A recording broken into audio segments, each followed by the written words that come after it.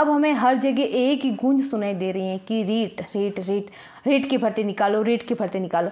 तो देखो भर्ती तो निकल जाएगी, कितनी भर्तियाँ निकल गई, चली गई, एग्ज़ाम भी हो गए, लेकिन हमारा रिज़ल्ट तो वही रहा।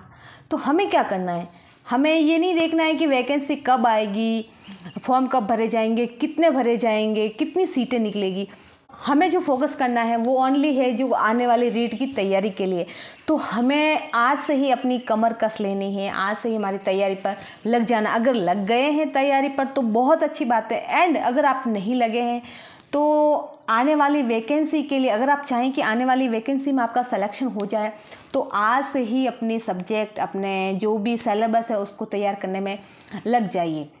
और हमें देखो खाली तैयार करने पर लगना ही नहीं है, हमें एक रणनीति के अनुसार एक सूटेबल टाइम टेबल फॉलो करके पढ़ना है, ताकि हमारा टाइम वेस्ट नहीं हो इधर उधर की फालतू की चीज़ें पढ़ने में, और हम एक अच्छे तरीके से व्यवस्थित रूप में पढ़ाई स्टार्ट कर सकें, और उसको जब तक हमारा पेपर नहीं होता तब तक हम उसको कंटिन्यू रख सकें। देखो मेरे पास में बच्चों के कमेंट आए थे कि मैडम हमें रीट की तैयारी करनी है, उसको लेकर हमें बताइएगा कि हम किस तरीके से पढ़ें, मतलब किस तरीके का मतलब ये है कि हमारा टाइम टेबल क्या होना चाहिए। वैसे तो देखो अगर आप अपनी ईमानदारी के साथ तैयारी कर रहे हो ना, तो आप चाहे कैसे भी कर रहे हो, कुछ भी पढ़ रहे हो, ज़्यादा मैटर नहीं करता है। लेकिन हमें ज़्यादा दिक्कत होती है शुरुआत करने में। शुरुआत करना, देखो किसी भी काम की शुरुआत करना थोड़ा मुश्किल होता है। अब शुरुआत जैसे अगर हमारी शुरुआत हो जाती है ना तो हमें ज़्यादा परेशानी का सामना नहीं करना पड़ता है। फिर देखो जैसे जैसे हम पढ़ रहे हैं तो हमारी जैसे आवश्यकताएँ होती उसके अकॉर्डिंग हम उस टाइम टेबल में मॉडिफाई कर लेते हैं। तो आज हम इस वीडियो में यही बात करेंगे कि आपको अगर आप रीट की तैयारी करना चाहते हैं एंड आने वाली वैकेंसी में आपका तैयारी करना ही नहीं चाहते, आपकी आने वाली जो वैकेंसी है उसमें आपका सिलेक्शन भी हो जाए, उसके लिए आपको किस तरीके से पढ़ना है, आपका टाइम टेबल क्या होना चाहिए। देखो हमारे पास में इतना टाइम है नहीं है कि फालतू का इधर उधर वेस्ट करें और दोस्तों के साथ गप्पे लड़ाने में, बार मौज मस्ती करने में कि यार आज तो मौसम अच्छा है चलो वहाँ घूमने चलते हैं, आज तो वहाँ झरना बह रहा है वहाँ नहाने चलते हैं। इधर उधर की बातों में व्यस्त नहीं करना, ये तो पूरी ज़िंदगी पड़ी है।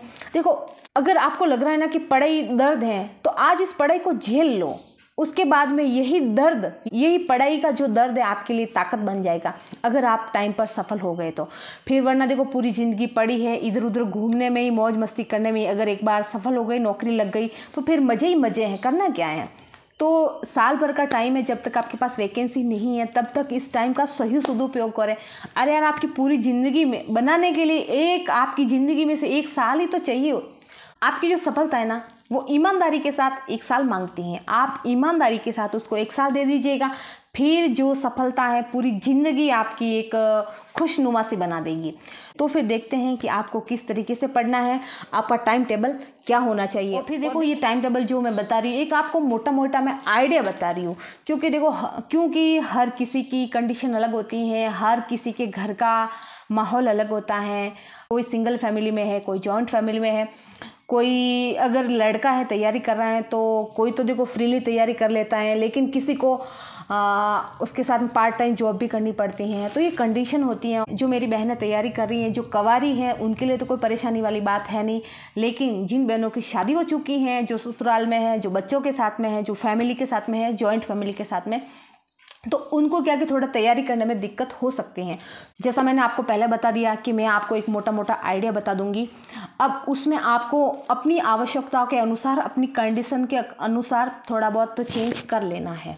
क्योंकि देखो जो मैं टाइम टेबल बता रही हूँ ना वो ऐसा है नहीं कि आप सब पर इक्वली लागू हो जाए, ऐसा पॉसिबल नहीं है। तो चलो देखें कि आपको अपने दिन की शुरुआत कैसे करनी है, कब से करनी है और क्या क्या पढ़ना है। जो बच्चे तैयारी कर रहे हैं, जो लगे हुए हैं, उनको तो ज़्यादा परेशान होने की ज़रूरत नहीं है और वो परेशान होंगे भी नहीं, क्योंकि उनकी पढ़ाई तो ऑलरेडी चल रही है। दिक्कत उनको होती है जो अपनी तैयारी जीरो से शुरू कर रहे हैं। तो सबसे पहले अपने दिन की शुरुआत जल्दी उठने से करें। जल्दी उठने का मतलब ये नहीं कि आप 2 बजे 3 बजे उठ जाएं, क्योंकि ये उठना तो ना तो उठने का टाइम है, ना उठना अपने लिए पॉसिबल है। मतलब देखो अपने लिए नींद भी ज़रूरी है, कम से कम 6 से 7 घंटे की नींद बहुत ही ज़रूरी है। और अगर आपने इतनी नींद नहीं ली, हाँ किसी की देखो कैपेसिटी हो सकती है कि वो जग सकता है, लेकिन हर किसी के साथ में ऐसा पॉसिबल नहीं है।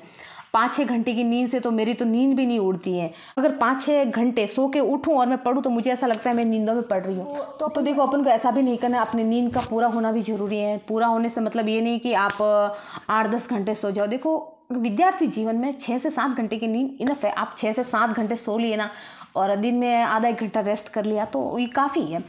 तो दिन सुबह जल्दी उठ जाइए, 5 बजे 4 बजे उठ सको तो उठ जाइए। उसके बाद में 15-20 मिनट का जो भी अपना टाइम होता है, फ्रेश होना, कुल्ला है, दातन है, जो कुछ भी चाय पानी आप जो कुछ भी कर रहे हैं, उसके बाद में अपनी पढ़ाई पर लग जाइए। आपको कंटिन्यू 5 से लगाकर 10 बजे तक कंटिन्यू अपनी पढ़ाई करनी है। जैसा मैंने आपको पहले बता दिया कि उसके बीच में आप इस 4 से 5 घंटे के बीच में हर घंटे बाद में 5-10 मिनट का गैप जरूर लें। क्योंकि वैसे तो स्टार्टिंग में जैसे सुबह उठते हैं ना, पढ़ते बैठते तो उस टाइम तो हमें गैप लेने की ज़रूरत नहीं होती है, लेकिन जैसे जैसे पढ़ते जाते हैं थकान महसूस होती है तो उस टाइम में आप 10 से 5 मिनट का गैप अवश्य लें। इससे क्या कि आप खुद को रिफ़्रेश फील करोगे।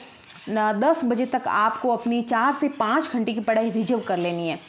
रिजर्व इसलिए करनी है क्योंकि अगर बाई चांस हमारे घर में ऐसा कुछ काम आ गया ना कि हम पढ़ाई नहीं कर पाए तो हमारी 5 घंटे की पढ़ाई एक बार तो हो गई ना। अपने मन को ऐसे तसल्ली रहती है कि हाँ यार अब आगे अगर डिस्टर्ब हो गए तो कोई बात नहीं, 5 घंटे की पढ़ाई तो हमारी हो गई है। उसके बाद में टाइम मिले तो अच्छा है, नहीं मिले तो भी कोई बात नहीं।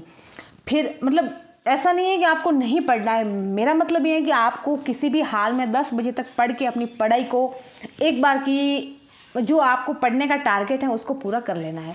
उसके बाद में 10 बजे बाद में आप घंटे भर के लिए रुक सकते हैं, एक ब्रेक ले सकते हैं। जो भी है आपको नाश्ता पानी नहाना धोना करना है वो आप उस टाइम पीरियड में कर सकते हैं।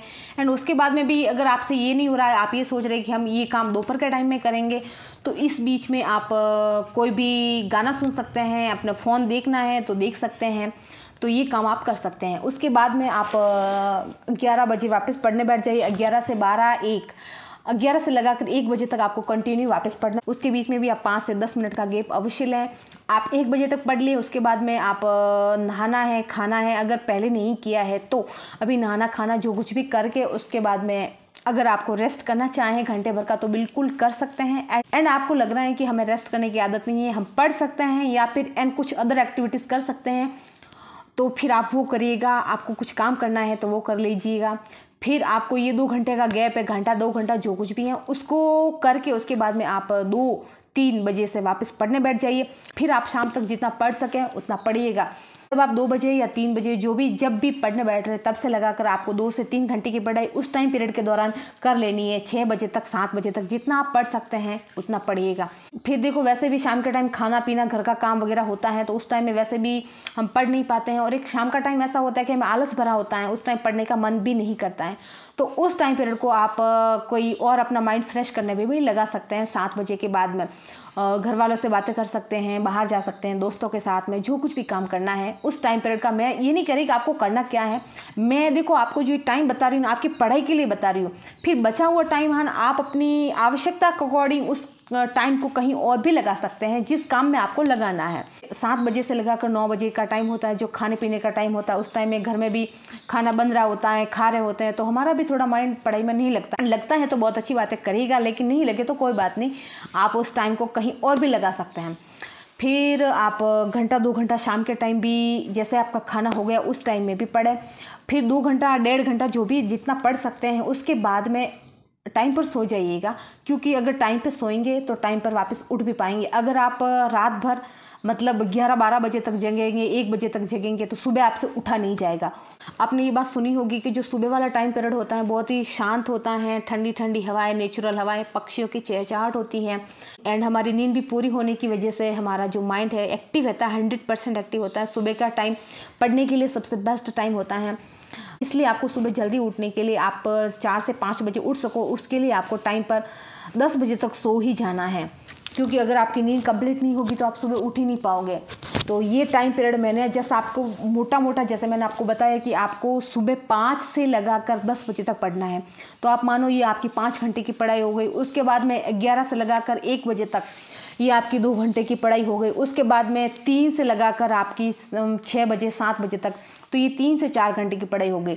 तो देखो कितना टाइम हो गया आपके पढ़ने का, 5, 2, 7 एंड आपके पास में 3 घंटे और 7, 10 घंटे हो गए। इस 10 घंटे की टाइम में अपने ब्रेक का टाइम अगर बाहर निकाल ले तो आपके पास 1 घंटा माइनस कर लो, घंटा 1.5 घंटा, तो आपके पास में 8.5-9 घंटे का टाइम बचता है। एंड आज से ही अगर आप अपनी पढ़ाई को ईमानदारी के साथ 8 घंटे भी दे देंगे ना, तो आपको सेलेक्ट होने से, आपको नौकरी लगने से कोई नहीं रोक सकता।